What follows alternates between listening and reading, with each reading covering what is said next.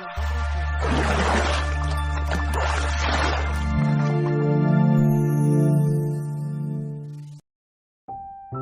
Jordan, 7 Zulhijjah 1438 Hijriah. Alhamdulillah, finally, perjalanan cinta untuk bumi Syam benar-benar sudah dimulai. Aku bertemu dengan orang-orang hebat dan menginspirasi dalam perjalanan ini. Ada Teh Khadijah, Mbak Peggy, ada Ustadz Haikal Hasan yang dari luar kayak garang banget tapi aslinya kocak abis. Ada Mbak Arlina Saliman, pimpinan Asosiasi Fundraising Indonesia yang juga mitra kemanusiaan Teh Khadijah. Ada Mbak Nadira Arini, penulis muda berbakat yang juga saat ini bergabung mendukung program kemanusiaan Teh Khadijah. Ada Umi Lis, umurnya 67 tahun, riwayat stroke, jalan kadang dibantu dengan tongkat namun bersemangat menunaikan sunnah ke negeri para nabi ini.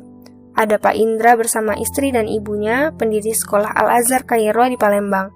Ada Pak Thoyib bersama istri dan anaknya umur 10 tahun. Ada Pak Cairi bersama istri dan 2 anak laki-lakinya.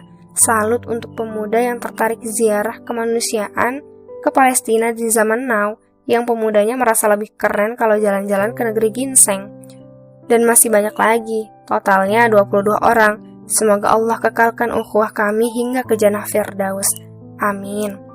Kami tiba di Yordania di waktu subuh, setelah menempuh kurang lebih 12 jam perjalanan dari Bandara Soekarno-Hatta, transit di Malaysia lalu terbang ke Yordania. Sesaat sebelum mendarat, air mataku jatuh.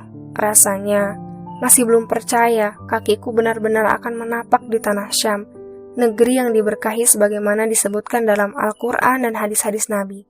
Allah berfirman dalam Quran surah Al-Anbiya ayat 71, "Dan kami selamatkan Ibrahim dan Lut ke sebuah negeri yang kami telah memberkahinya untuk sekalian manusia." Ibnu Katsir berkata, Allah memberitahukan tentang Ibrahim alaihissalam yang diselamatkan dari api buatan kaumnya dan membebaskannya dari mereka dengan berhijrah ke negeri Syam, tanah suci. Diriwayatkan dari Ubay bin Ka'ab radhiyallahu anhu, ia berkata, tanah suci yang dimaksudkan adalah Syam.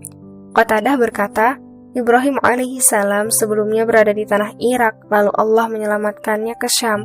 Dikatakan bahwa itulah tanah tempat perhimpunan dan kebangkitan seluruh makhluk. Di sanalah Isa putra Maryam akan turun dan di sanalah Al-Masih Ad-Dajjal akan binasa. Para ulama menyatakan bahwa tanah mulia dan diberkahi yang dimaksud di sini adalah tanah Syam secara keseluruhan dan tanah Palestina secara khusus. Allah memilih tanah Palestina sebagai tempat hijrah kesayangannya, Ibrahim alaihissalam, karena di sana terdapat berkah dan keutamaan yang tidak dimiliki tanah lainnya.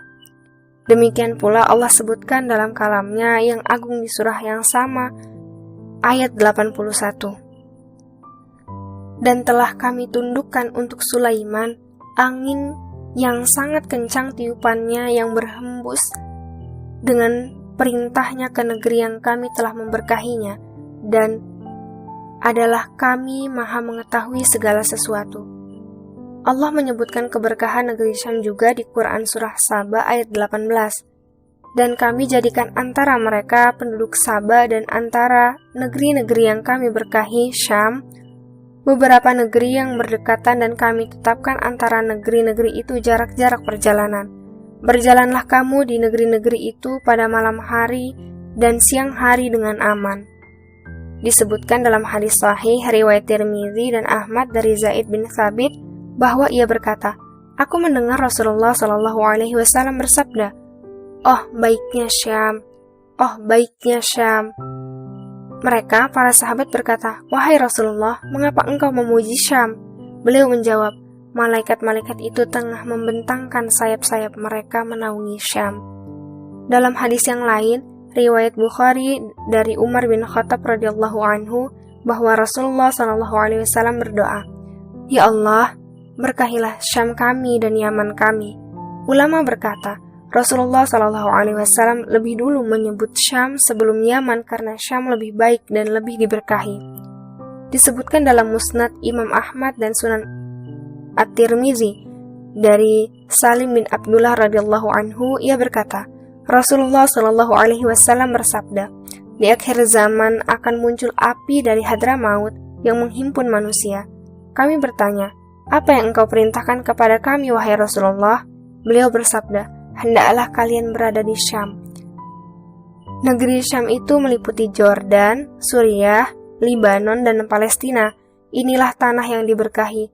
Rasanya seperti flashback ke masa silam, seolah di hadapan matanya hamparan sejarah yang selama ini hanya kubaca dari buku-buku sirah.